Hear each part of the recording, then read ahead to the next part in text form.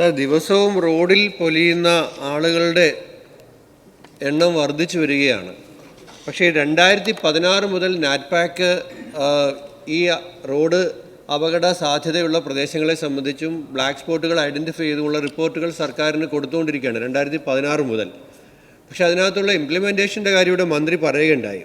ഇപ്പോൾ road safety authority district road safety കൗൺസിലിന് ഈ ബ്ലാക്ക് സ്പോട്ടുകൾ ഐഡൻറ്റിഫൈ ചെയ്ത ബ്ലാക്ക് സ്പോട്ടുകളിൽ അപകടം ഒഴിവാക്കാൻ വേണ്ടിയിട്ട് കൊടുക്കുന്നത്, ഒരു ഡിസ്ട്രിക്ട് റോഡ് സേഫ്റ്റി കൗൺസിലിന് കൊടുക്കുന്നത് വെറും 10 ലക്ഷം രൂപയാണ് സാർ. ഈ 10 ലക്ഷം രൂപയിൽ എന്ത് ചെയ്യാൻ കഴിയും?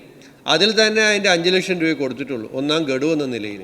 സാർ, അതുകൊണ്ട് ഈ കാര്യം വളരെ ഗൗരവമായിട്ട് മനുഷ്യൻ്റെ ജീവനെ സംബന്ധിച്ചൊരു പ്രശ്നം എന്ന നിലയിൽ ഗൗരവമായി കണ്ടുകൊണ്ട് road safety authority district road safety കൗൺസിലിന് കൊടുക്കുന്ന തുക വർദ്ധിപ്പിക്കാനുള്ള നടപടി സ്വീകരിക്കുമോ?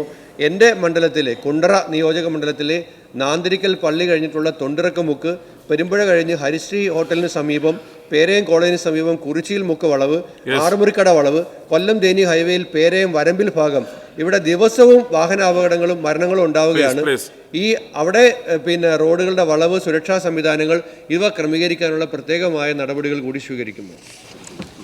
എല്ലാ സ്പോട്ടുകളും ഈ ജില്ലാ കളക്ടർമാർക്ക് കൊടുക്കുന്ന 10 ലക്ഷം രൂപ എന്ന് പറയുന്നത് ലഘുവായ നിലയിലുള്ള പ്രശ്നങ്ങൾ പരിഹരിക്കണം, ബ്ലാക്ക് സ്പോട്ട് ക്ലിയർ ചെയ്യാനല്ല. അവിടെ നിന്ന് ശുപാർശ ചെയ്യുന്നതനുസരിച്ച്. പക്ഷേ ഒരു പർട്ടിക്കുലർ പ്രോജക്റ്റ് ഇന്ന രീതിയിൽ ചെയ്താൽ പരിഹരിക്കാൻ കഴിയുമെന്നൊരു റിപ്പോർട്ട് കിട്ടിക്കഴിഞ്ഞാൽ അതനുസരിച്ചാണ് പണം കൊടുക്കുന്നത്. അത്തരത്തിൽ ലഭിച്ച ഒരു കഥയാണ് ഞാൻ പറഞ്ഞത്, കൊയിലാണ്ടിയിലെ സംഭവം. അപ്പോൾ വളരെ ശാസ്ത്രീയമായ പഠനം നടത്തി ഇന്ന രീതിയിൽ ചെയ്യണം എന്ന് പറഞ്ഞ് തന്നാൽ റോഡ് സേഫ്റ്റി അതോറിറ്റി പണം അനുവദിക്കും. പക്ഷേ നാഷണൽ ഹൈവേയിൽ ഇത്തരം പ്രശ്നങ്ങൾ ഉണ്ടാകുമ്പോൾ അത് പരിഹരിക്കാറുണ്ട്. നമ്മളെ ഈ അടുത്ത കാലത്ത് ദേശീയപാത 966 പനയമ്പാടത്ത് ഒരു അപകടം സംഭവിച്ചു. 4 കുഞ്ഞുങ്ങളാണ് അതിൽ അപകടത്തിൽ മരണപ്പെട്ടത്. അന്ന് കേരളം മുഴുവൻ ഉണർന്നു പ്രവർത്തിച്ചു. ഞങ്ങളുടെ വൈദ്യുതി മന്ത്രി തൊട്ടടുത്ത ദിവസം തന്നെ പാലക്കാട് കളക്ട്രേറ്റിൽ യോഗം ചേരുകയും പോലീസിൻ്റെയും ദേശീയപാത വിഭാഗം എല്ലാം യോഗം ചേർന്നിരുന്നു. 14/12/2024 അപകടം നടന്ന 13-ലായിരുന്നു.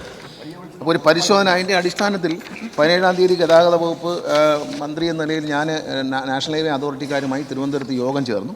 ആ യോഗത്തിൽ അപ്പോൾ തന്നെ ആ സ്പോട്ടിൽ വെച്ച് തന്നെ 1 കോടി എന്തൊക്കെയാണ് അവിടെ റെക്ടിഫൈ ചെയ്യേണ്ടതെന്നൊരു പഠനം അതിനു മുമ്പ് മോട്ടോർ വെഹിക്കിൾ ഡിപ്പാർട്ട്മെൻറ്റും പോലീസും കൂടി നൽകിയിരുന്നു പാലക്കാട് നിന്ന്.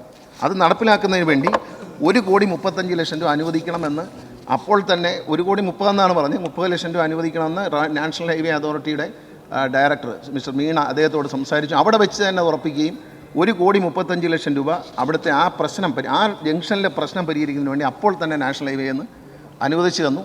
അതിൻ്റെ എല്ലാം ക്ലിയറൻസുമായിട്ടുണ്ട്, പണം വന്നു. ഇനി അത് PWD വകുപ്പാണ്, അത് PWD എഞ്ചിനീയർമാരാണ് അത് ചെയ്യേണ്ടത്. ഊരാലുങ്കൽ സൊസൈറ്റിയാണ് റോഡ് ചെയ്തത്. അവരെ കൊണ്ട് തന്നെ ചെയ്യിക്കാനും അവിടെ തീരുമാനമെടുത്തു. അടിയന്തരമായി എനിക്കൊരു കിട്ടിയ അറിവനുസരിച്ച് ഈ മാസം അല്ലെങ്കിൽ ഈ മാസം അടുത്ത മാസം പകുതിയോടുകൂടി വർക്കുകൾ പൂർത്തിയാക്കും എന്നാണ് അവർ നമുക്ക് തന്നിരിക്കുന്ന ഉറപ്പ്. ഇതുപോലെ ഹൈവേയുമായി ബന്ധപ്പെട്ട എന്തെങ്കിലും വിഷയമുണ്ടെങ്കിൽ ബഹുമാനപ്പെട്ട അംഗം ശ്രീ വിശ്വനാഥ് എഴുതി തന്നു കഴിഞ്ഞാൽ ഞാൻ ഹൈവേയുടെ ശ്രദ്ധയിൽ കൊണ്ടുവരാം, അത് നമുക്ക് പരിഹരിക്കാം.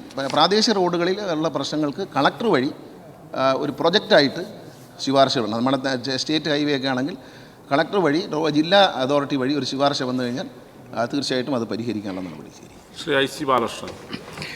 സർ, ഈ സംസ്ഥാനത്ത് റോഡുകളിലുണ്ടാകുന്ന അപകടങ്ങളിൽ കാൽനട യാത്രക്കാർക്കും അപകടങ്ങൾ ഉണ്ടാകാറുണ്ട് സർ. അവർക്കുള്ള സുരക്ഷാ സംവിധാനങ്ങൾ ആലോചിച്ചിട്ടുണ്ടോ?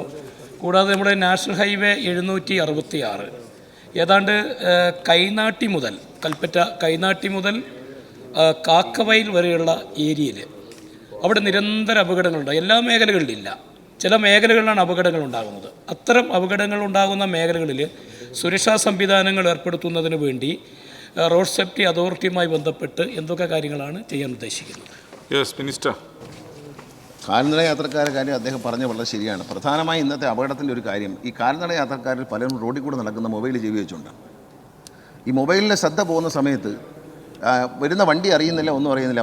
വണ്ടി വന്ന് തട്ടിക്കഴിഞ്ഞാൽ ഇരുവശവും നോക്കി റോഡ് ക്രോസ് ചെയ്യുന്നത് എങ്ങനെയാണെന്നുള്ള പാഠം അറിയില്ല. ഇരുവശവും നോക്കാറില്ല, മൊബൈൽ ഫോണിൽ സംസാരിച്ചുകൊണ്ട് ക്രോസ് ചെയ്യും. വേണമെങ്കിൽ വണ്ടി നിർത്തും എന്നുള്ളതാണ്. പക്ഷേ നമ്മുടെ നാട്ടിൽ ഡ്രൈവിംഗ് പഠിച്ചിരിക്കുന്നവർക്ക് എന്തിനാണ് സീബ്ര ലൈൻ വരച്ചേക്കുന്നത് അറിയില്ല. നിലവിൽ ഇപ്പോൾ പുതുതായിട്ട് പഠിച്ചുകൊണ്ടിരിക്കുകയാണ്. സീബ്ര ലൈൻ എന്തിനാണെന്ന് വരച്ചേക്കുന്നതെന്ന് ഡ്രൈവിംഗ് പഠിപ്പിക്കുന്ന ഇൻസ്ട്രക്ടർക്ക് പോലും അറിയില്ല.